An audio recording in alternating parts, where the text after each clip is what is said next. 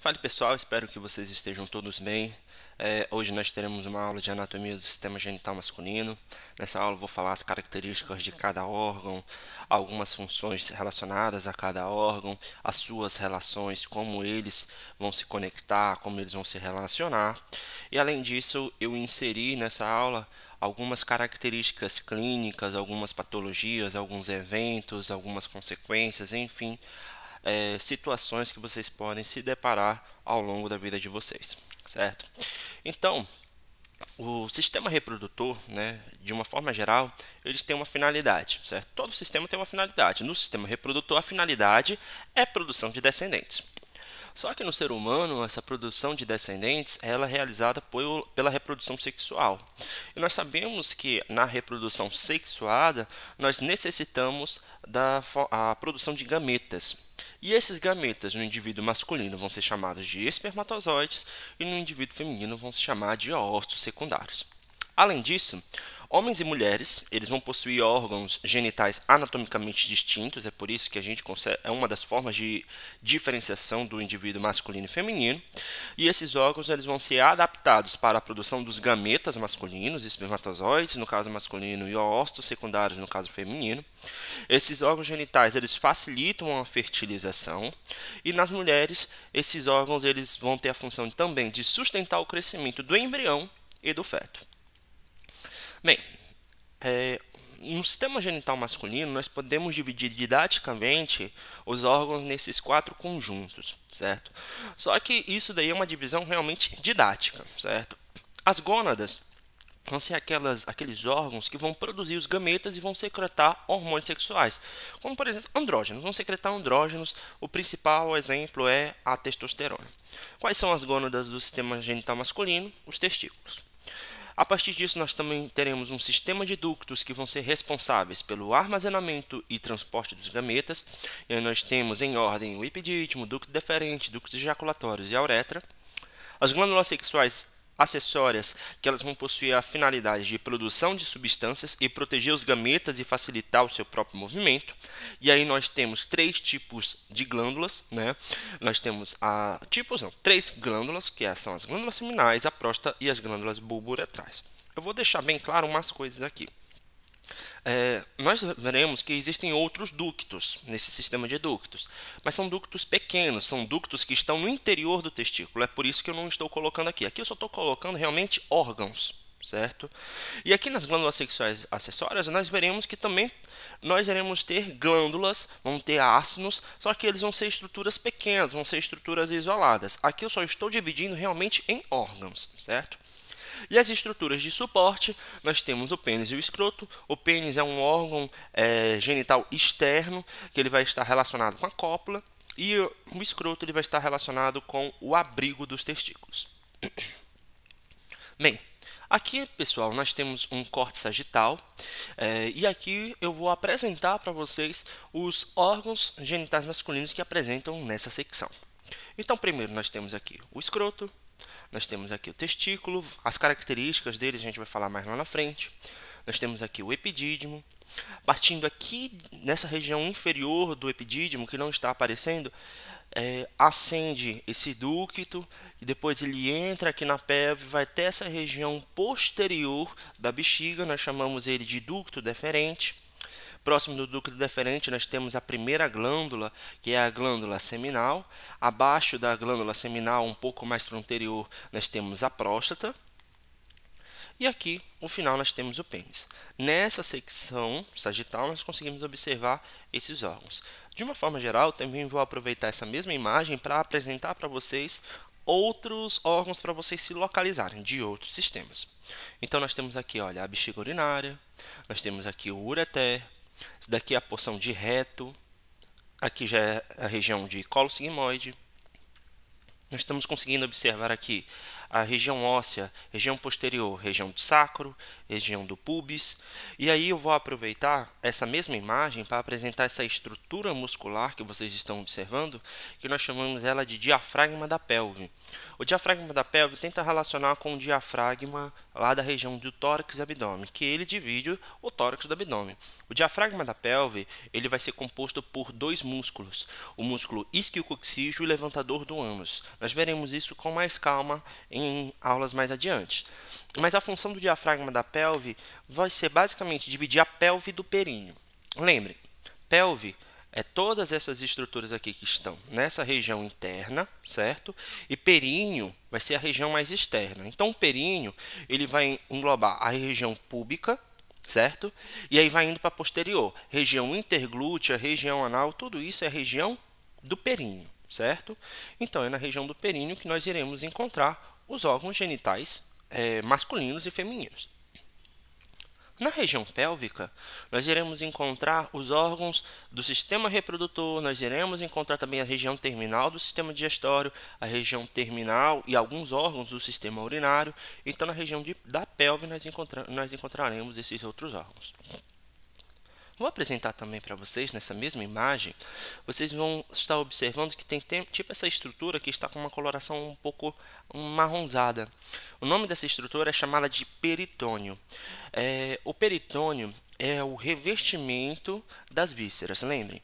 Todos os órgãos eles sempre vão precisar de algum revestimento. Por exemplo, qual é o revestimento dos órgãos do sistema nervoso central? Meninges. A do osso, periósteo. A do pulmão, pleura. Nós temos do coração, que é pericárdio. Do músculo, fáscia muscular.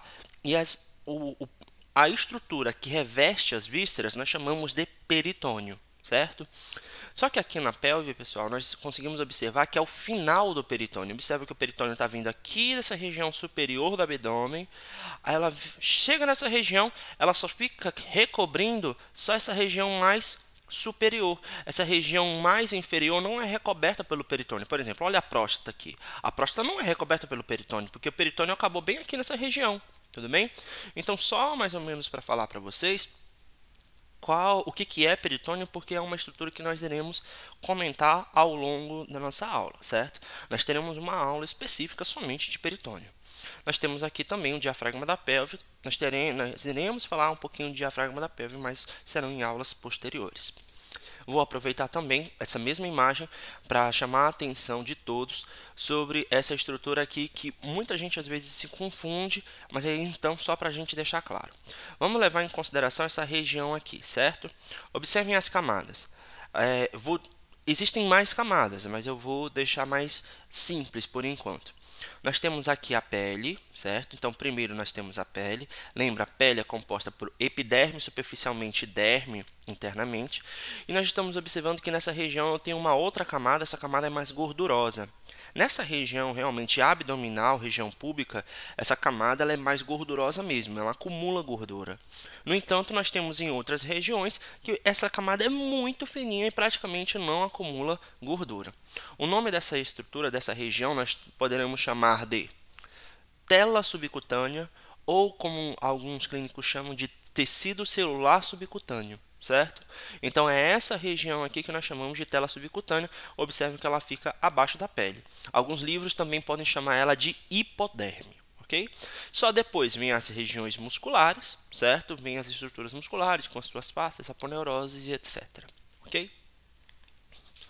Aí agora nós temos aqui observando uma secção sagital mediana e a partir dessa secção vamos ver quais são as estruturas que agora vão aparecer que não apareceram na imagem passada. Então vamos começar pelo pênis, novamente.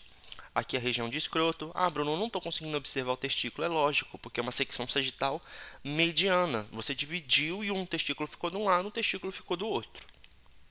Nós temos a uretra, que vocês estão vendo que é esse ducto. Observem, olha, ela parte aqui do ápice do pênis e ela vai seguindo as suas curvaturas, essas curvaturas que são importantes, principalmente para a inserção de catéteres.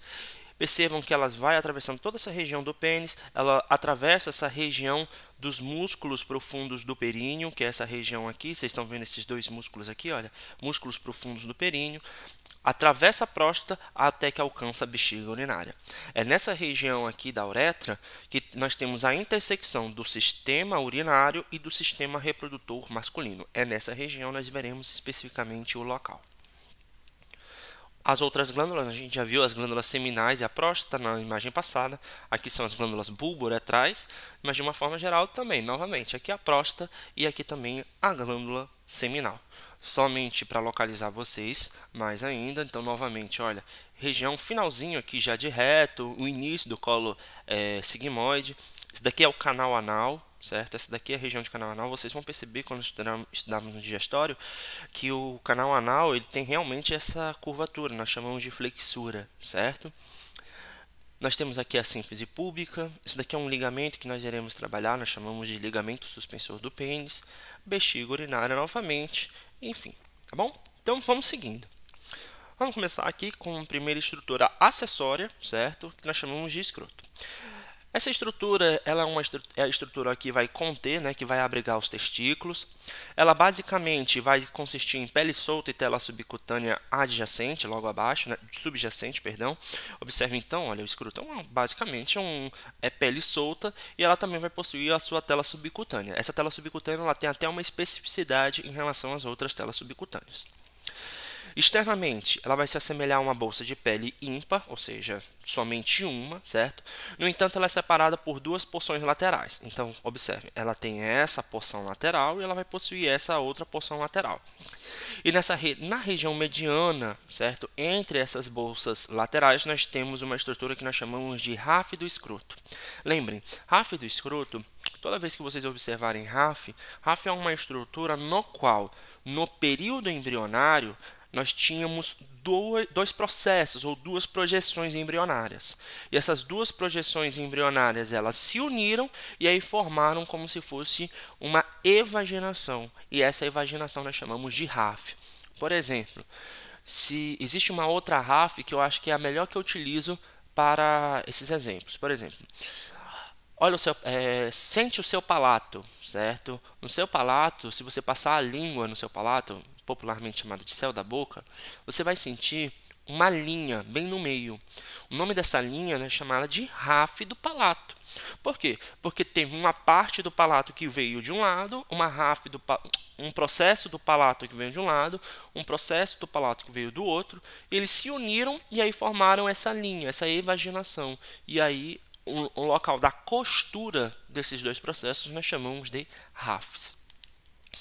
Olha só os exemplos aqui. Isso daqui são as estruturas embrionárias do sistema genital. Isso daqui, primeiro, esses processos, essas estruturas, por enquanto, essas estruturas elas estão indiferenciadas. Nós temos basicamente três estruturas embrionárias. O tubérculo genital, que vocês estão observando aqui em amarelo, certo?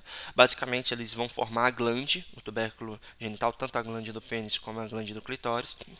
As pregas urogenitais, que são essas estruturas em vermelho que vocês estão observando. Então, observe que no homem, essas pregas urogenitais, elas ficam só um fininho, elas ficam basicamente fusionadas. Enquanto no indivíduo feminino, elas precisam ficar abertas, daí já tem uma diferença. E nós temos aqui as saliências lábios escrotais, e aí depois essas saliências lábios escrotais, elas vão formar a parte, como vocês estão observando, do escroto, e também a região que nós chamamos de lábio maior do pudendo, no indivíduo feminino. O que acontece, gente? A RAF do escroto, que é essa estrutura aqui que vocês estão observando, é basicamente a união, o fechamento das pregas urogenitais, certo? Observem que essas pregas urogenitais, ela parte aqui do escroto e vai até o pênis, certo? Nós iremos voltar a falar dessas pregas urogenitais mais lá na frente, quando nós formos falar de pênis. Aí vocês podem perguntar, pô Bruno, mas aqui por que aqui mudou as cores, né? Aqui está um azul mais claro, aqui é um azul mais escuro. Mais detalhes lá na êmbrio, mas basicamente é porque eu tenho as saliências lábios escrotais laterais, que é o que vão formar o escroto e que vão formar essa região do lábio maior do pudendo. Internamente, o escroto ele é dividido por um septo, certo? Que é esse septo aqui que vocês estão observando, perfeito? Esse septo ele vai dividir o escroto em 2 sacos, certo? E cada um desses 2 sacos vai possuir um testículo. Então, eu vou possuir um testículo de um lado e um testículo do outro. Então, septo do escroto é essa estrutura. Esse septo do escroto e o tecido abaixo da pele é constituído por uma tela subcutânea e tecido muscular liso, que é chamada de músculo dartos. Pessoal, é isso que aí é a diferença, certo, das telas subcutâneas dos outros tecidos para a tela subcutânea do escroto. É porque o tecido, a tela subcutânea do escroto, ela vai possuir um tecido muscular liso que nós chamamos de músculo dartos. Então, observem. Só aqui, olha, observem. Isso daqui é a pele do escroto. E aí, subjacente, nós já encontramos quem? Essa túnica que nós chamamos de túnica dartos. A túnica dartos nada mais é que a tela subcutânea do escroto. Só que essa tela subcutânea do escroto vai possuir músculos lisos, algo que vocês não encontram em outras telas subcutâneas, certo? A finalidade nós veremos mais lá na frente. E associada a cada testículo, ou seja, imagina que associada a cada um desses testículos, nós vamos possuir uma estrutura agora de músculo esquelético, que é essa estrutura aqui de músculo esquelético que vocês estão observando, que nós chamamos de músculo cremaster, certo? Então, associado a cada testículo, nós temos um músculo esquelético chamado de músculo cremaster. Então, vamos lá. Observem, olha, a pele do escroto.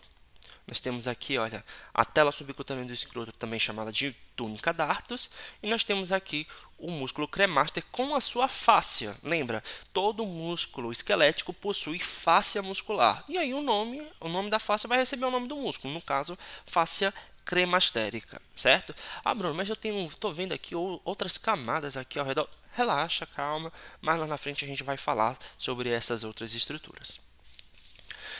A localização do escroto e a contração do escroto e a contração de suas fibras musculares vão regular a temperatura dos testículos. Então, a localização como a contração de suas fibras. Quais são as fibras musculares que estão lá no escroto? Eu tenho 2 tipos de músculos. O músculo liso, que é o músculo dartos, e o músculo esquelético, que nós chamamos de músculo cremaster.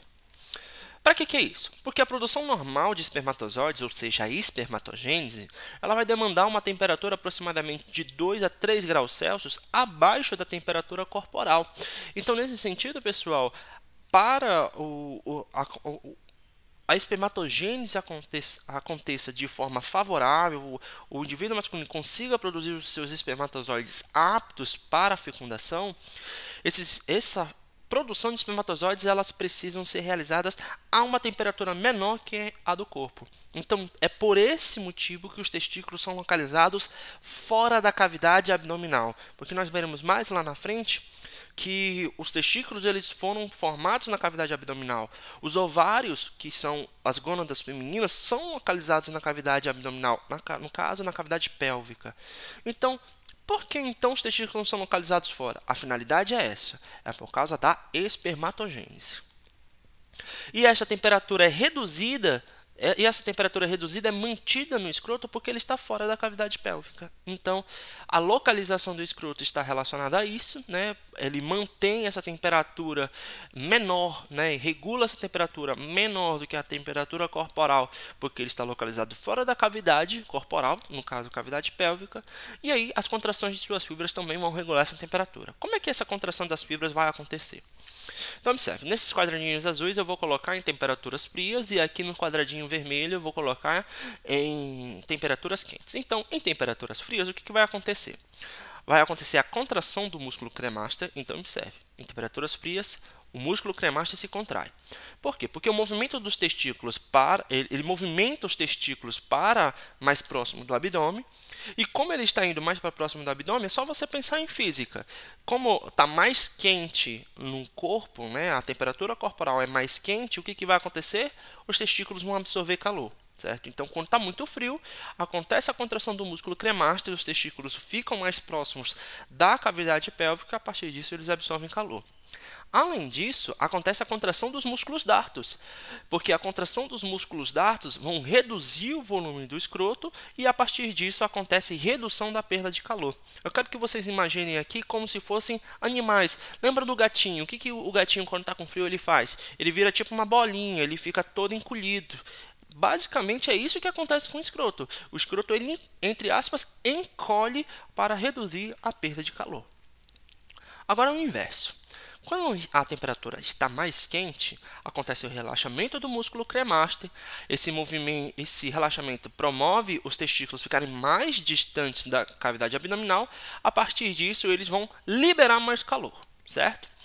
Mesma coisa, o relaxamento dos músculos dártuos vai aumentar o volume do escroto, a partir disso aumenta a perda de calor. Então, basicamente, são essas coisas. Lembrem, temperaturas frias, os músculos contraem.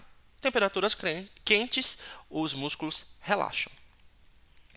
Então, agora vamos para as gônadas. A gente já terminou tudo sobre o escroto, certo? A anatomia do escroto. Agora vamos para os testículos. Os testículos, eles são um par de glândulas ovais localizadas no escroto.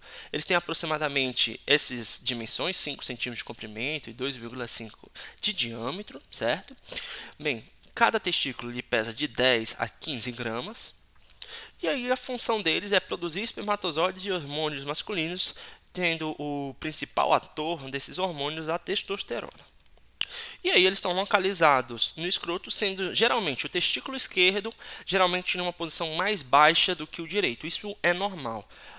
Não significa, pessoal, que os testículos eles ficarem na mesma posição, isso é algo ruim. Não. Basicamente, na população, o testículo esquerdo é mais baixo que o testículo direito. Vou falar aqui já o porquê disso, mas de uma forma geral ainda não tem uma coisa bem certa do porquê o testículo esquerdo é mais baixo que o testículo direito.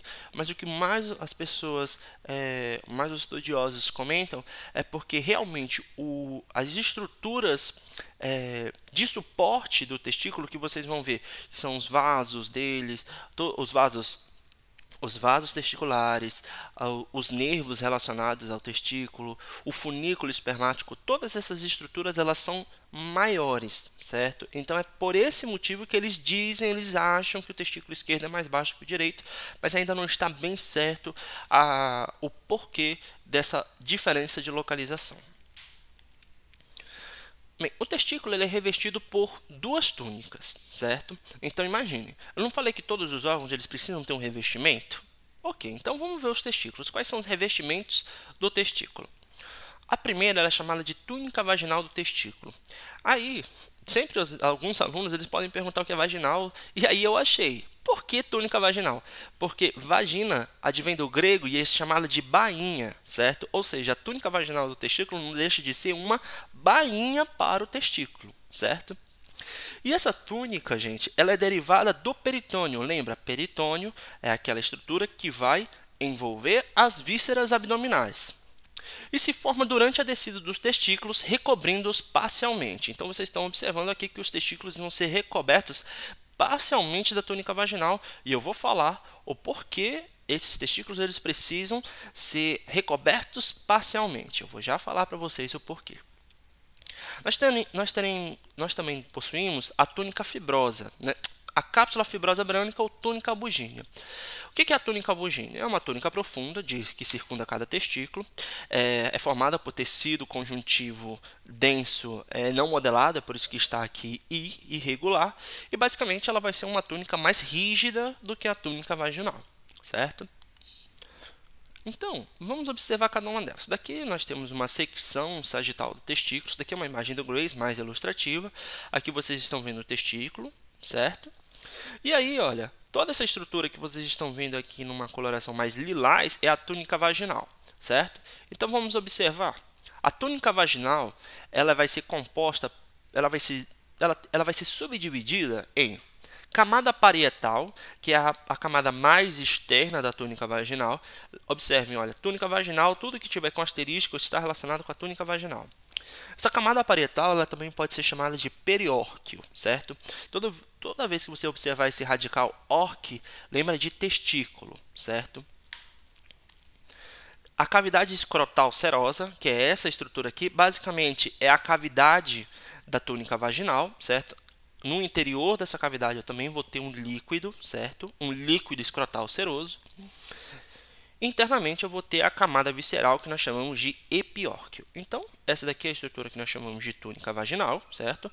a túnica vaginal ela vai recobrir parcialmente o testículo, como vocês estão observando, e a túnica vaginal ela é derivada do peritônio. Eu vou já explicar para vocês o porquê.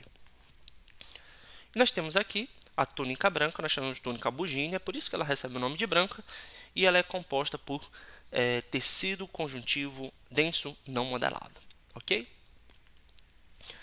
A túnica bugínea ela vai se estender internamente, formando septos. Então, vocês estão observando, olha, a túnica bugínea ela está se estendendo no interior do testículo, dividindo os septos. E aí, a partir disso, ela vai dividir internamente o testículo em lóbulos. Então, isso daqui é um lóbulo do testículo, isso daqui é um outro lóbulo do testículo. E vocês estão observando que cada lóbulo do testículo é dividido por um septo da túnica abugínea. Vamos lá, eu preciso de calma agora. Certo? Eu vou mostrar para vocês o porquê. Peraí, Bruno, você falou que peritônio é uma estrutura que recobre as vísceras abdominais. E você me falou que os testículos possuem uma camada que é chamada de túnica vaginal, que ela advém do peritônio. Só que ela está lá no períneo. Como é que uma parte do peritônio foi lá para o períneo? Enfim, agora que nós iremos ver. Pessoal, aqui é uma secção transversal do abdômen, certo? Mais ou menos aqui a nível ali próximo do rim, certo? Um pouquinho mais abaixo. E nessa região, o que eu vou falar para vocês? Eu vou relembrar algumas estruturas para que vocês entendam, certo? Vamos lá. Vamos observar, eu quero que vocês observem essa parede anterolateral, certo? Parede anterolateral aqui do abdômen. Ah, Bruno, mas tem um monte de coisa aqui. Calma, eu preciso que você observe aqui essa parede anterolateral. Foca aqui onde eu estou passando o mouse. Primeira camada é a pele. A outra camada é a fáscia superficial ou tela subcutânea, que no abdômen ela é dividida em duas camadas, mas deixe isso para lá. Eu quero que vocês foquem. Primeiro pele, depois tela subcutânea. Ponto. Agora vamos começar. Vocês estão vendo aqui os 3 músculos da parede anterolateral do abdômen? Enfim, vamos lá. Esse daqui, músculo oblíquo externo com a sua fáscia. Músculo oblíquo interno com a sua fáscia. Músculo transverso do abdômen com a sua fáscia. Então, nós temos aqui os 3 músculos abdominais da região anterolateral do abdômen. Oblíquo externo, oblíquo interno e transverso do abdômen. Mais internamente, eu vou possuir outras fáscias. Não quero que vocês foquem. O nome dela é a fáscia transversal. Fáscia transversal não deixa de ser a fáscia do músculo transverso do abdômen. É a mesma coisa, porque lembra, as fáscias elas ficam tanto na frente como atrás do músculo. Uma estrutura chamada de fáscia extraperitoneal, que é essa estrutura que vocês estão vendo aqui em amarelo. O nome dela é extraperitoneal realmente porque ela acumula um pouco de gordura, ela tem um pouquinho de tecido adiposo. E depois nós temos aqui, olha, um peritônio chamado de peritônio parietal. Esse nome não foi semelhante? Qual era o nome daquela camada que eu falei para vocês da túnica vaginal? Pois é, camada parietal. E aqui o peritônio visceral, que ele está aqui recobrindo a víscera. Opa, o peritônio visceral é aquela... Dá lá na túnica vaginal, o que acontece? O testículo está sendo recoberto também por uma camada, que é a camada visceral. Então, eu estou falando agora para vocês aqui, olha, peritônio parietal, peritônio visceral, e no meio aqui é a cavidade. Isso daqui que nós chamamos de cavidade peritoneal. É a região entre o peritônio parietal e o peritônio visceral. Entenderam? Espero que vocês tenham entendido isso, porque isso daqui é importante para que vocês realmente compreendam a finalidade daquela túnica, o porquê daquela camada vaginal, daquela túnica vaginal. Então vamos voltar só para comparar. Olha só. Camada parietal do testículo, da túnica vaginal, certo? Peritônio parietal. Cavidade escrotal. Cavidade peritoneal. Camada visceral. Peritônio visceral. Viram que é igual, certo? O peritônio do músculo abdominal é o mesmo peritônio que você está observando, é muito parecido com a túnica vaginal? É por isso, certo? Bruno, por que tu está falando isso? É por causa disso daqui. Pessoal, os testículos, eles são formados no interior da cavidade abdominal, certo? Os testículos, eles são formados internamente, certo? E aí, olha, observem, aqui é o testículo, certo? Sendo formado com 8 semanas. Aqui com 11 semanas, estão observando que agora o testículo está baixando, certo? Ele está descendo. O nome disso, desse processo é chamado realmente descida dos testículos, certo? Então, só falando aqui para vocês, observem, toda essa estrutura que vocês estão vendo aqui, gente, é a estrutura que vai formar tanto o testículo como o rim.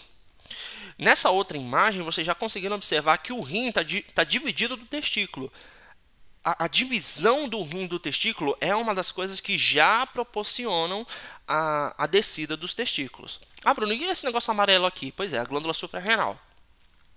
Então vamos continuando.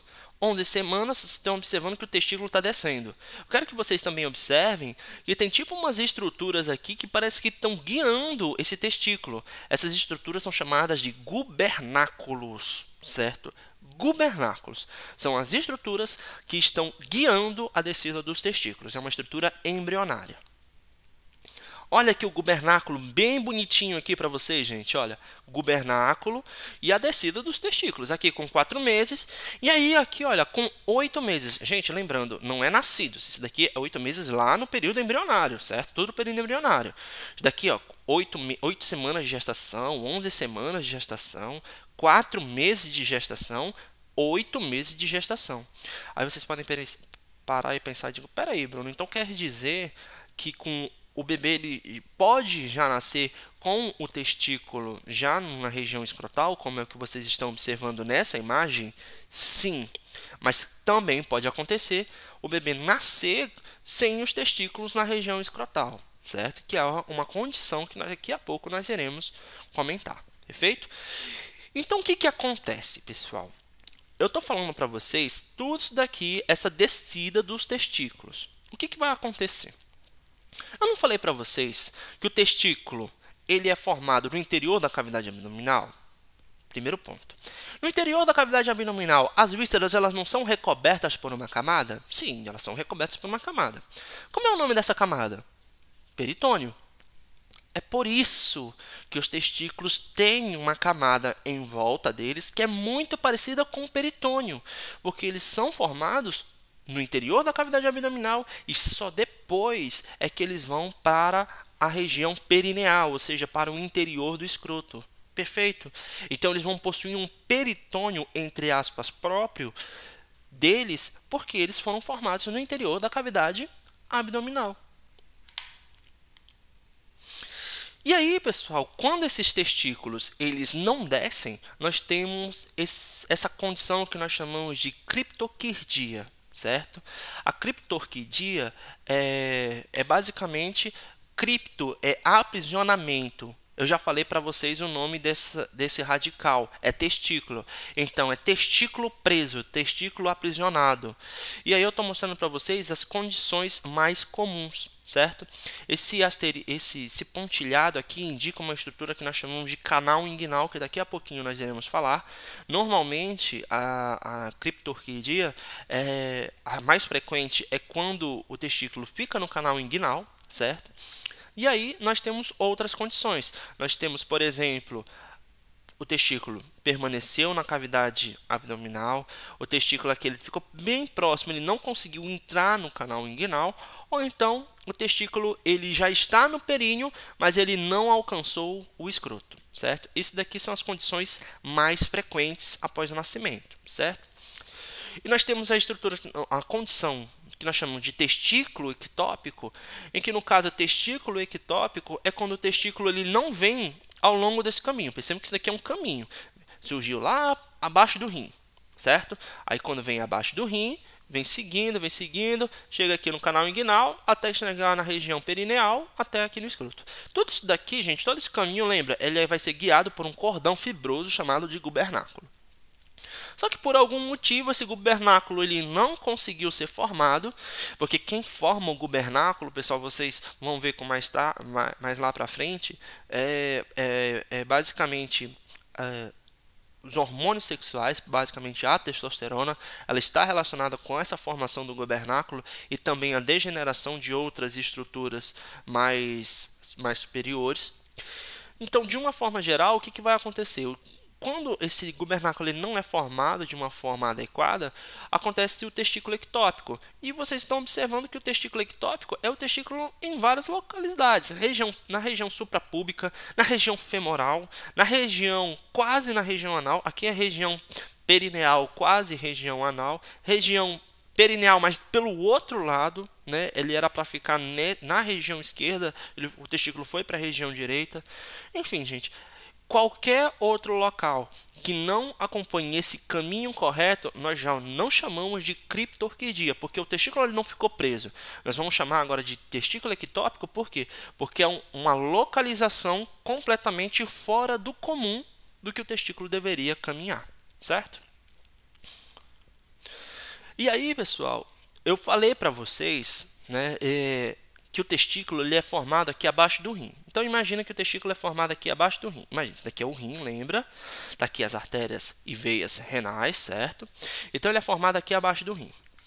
Então, tudo, pessoal, todas as estruturas que o testículo tem abaixo do rim, o seu peritônio, os seus vasos sanguíneos, a sua inervação, os seus vasos linfáticos, tudo relacionado ao testículo, gente, certo? O testículo traz para baixo. Então, é por isso que quando vocês estudaram vascularização, se vocês já tiverem estudado, observem, gente, olha, que eu vou apontar para vocês aqui, olha, essa é a artéria gonadal. Como é um indivíduo masculino, eu posso chamar já de artéria testicular, certo? Então, olha, essa é a artéria testicular. Observe, vamos seguir a artéria testicular? Ela vem vindo mesmo, seguindo o testículo. E vem, entra aqui na região do canal inguinal e vai irrigar o testículo. Agora vamos seguir a veia. A veia capta o sangue aqui do testículo e vem nesse trajeto ascendente. Vem, até que, nesse caso da esquerda, a veia testicular ela vai drenar na veia renal esquerda. Eu quero que vocês memorizem isso, certo? Olha, a veia testicular esquerda ela vai drenar na veia renal esquerda. E aí, pessoal, vamos seguindo agora para o lado direito. Mesma coisa, saindo aqui da porção abdominal da aorta, artéria testicular. E vem trazendo tudo. Vem para baixo, vem para baixo, vem para baixo, vem para baixo, entra no canal inguinal, até que no final aqui irriga o testículo. Vamos falar agora sobre a veia. A veia capta todos os hormônios, metabólitos, etc. Pegou todos esses componentes e veio drenando, entrou no canal inguinal, vem nesse trajeto ascendente e vai desaguar na veia cava inferior. Então, a veia testicular direita deságua na veia cava inferior. A veia testicular esquerda deságua aqui na veia renal esquerda. Perfeito? Então, tem essas diferenças e essas diferenças vão ser importantes. Então, já falei, nessa imagem eu consegui mostrar para vocês que a vascularização ela vem lá do abdômen, certo? Tanto a drenagem como a vascularização do testículo, ela vai para o abdômen, ela vai para essas regiões, ou a aorta abdominal, ou a veia cava inferior, ou no caso da veia testicular esquerda, na veia renal esquerda.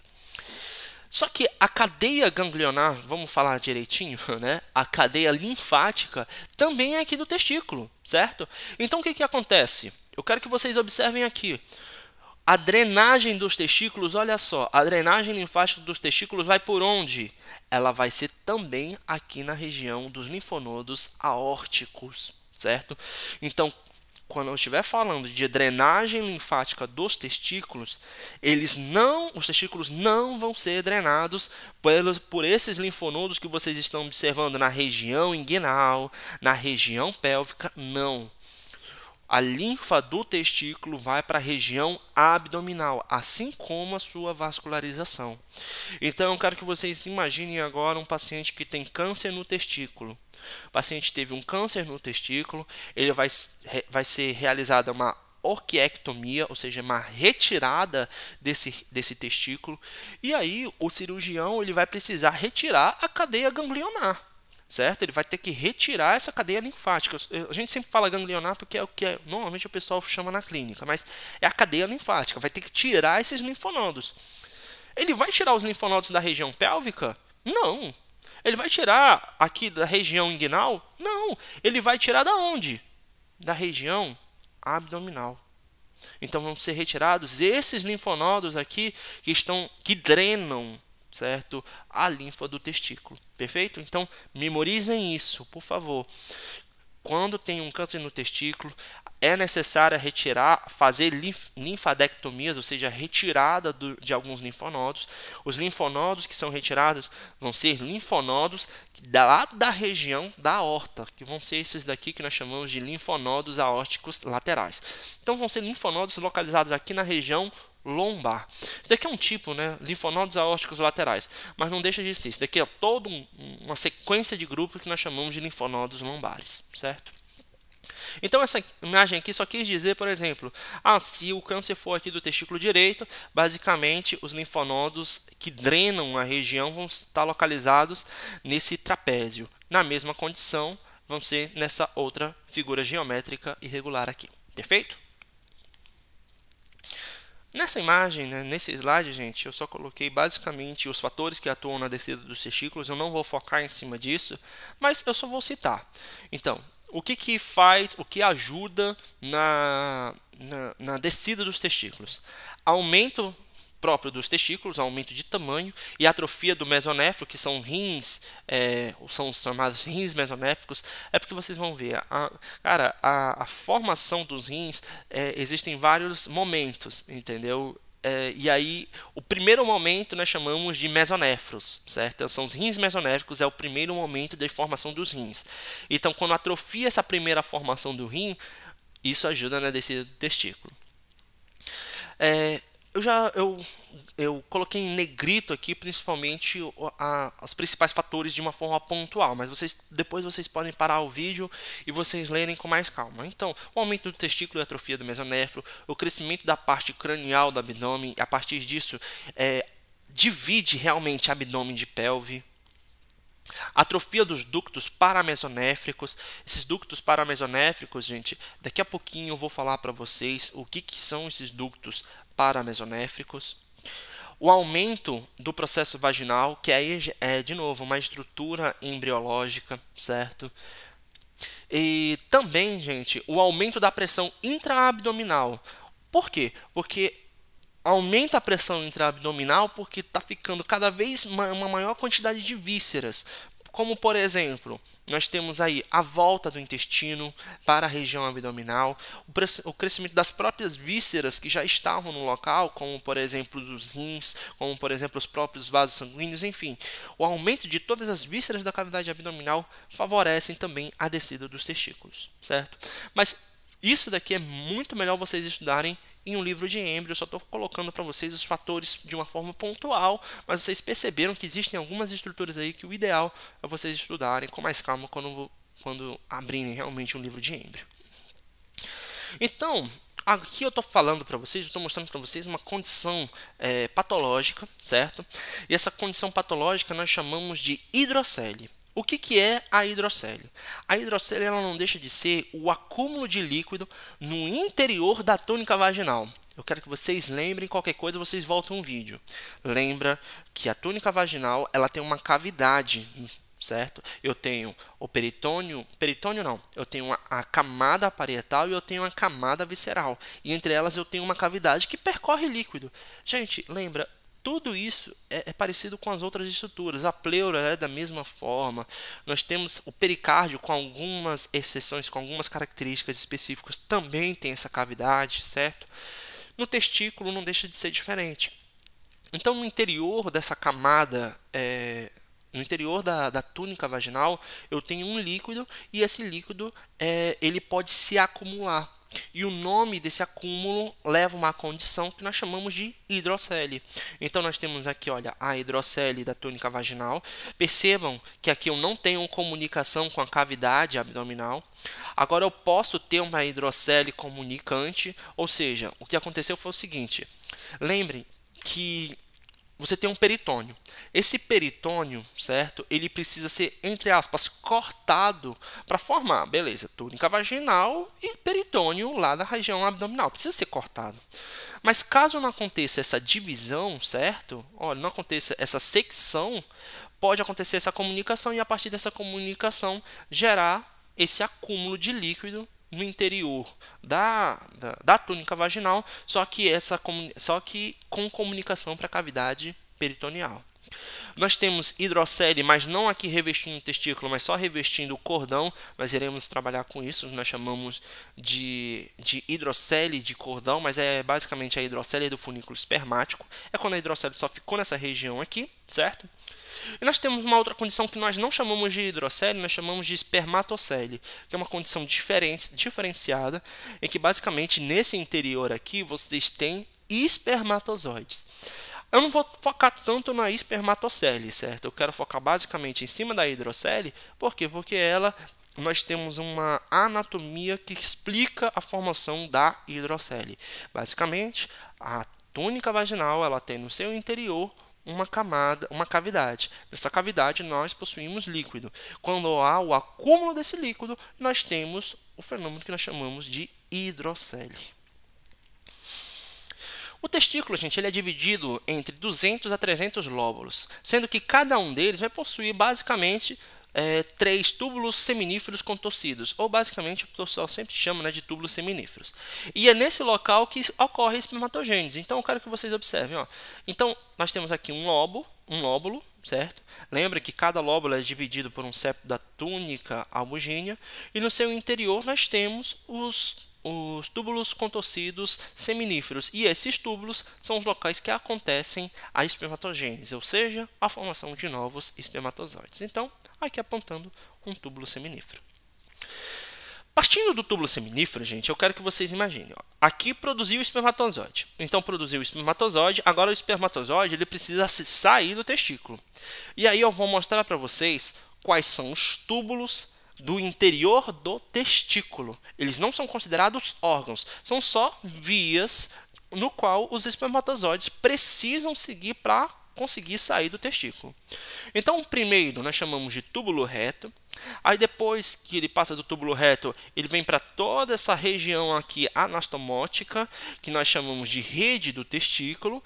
E por fim, após a rede do testículo, eles vão seguir esses outros trajetos aqui que nós chamamos de ductos eferentes do testículo.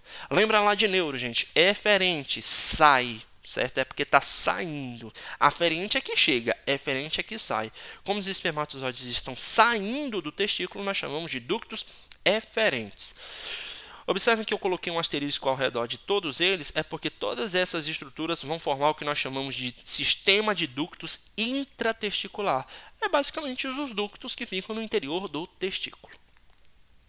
Então aqui, olha, uma imagem do néter.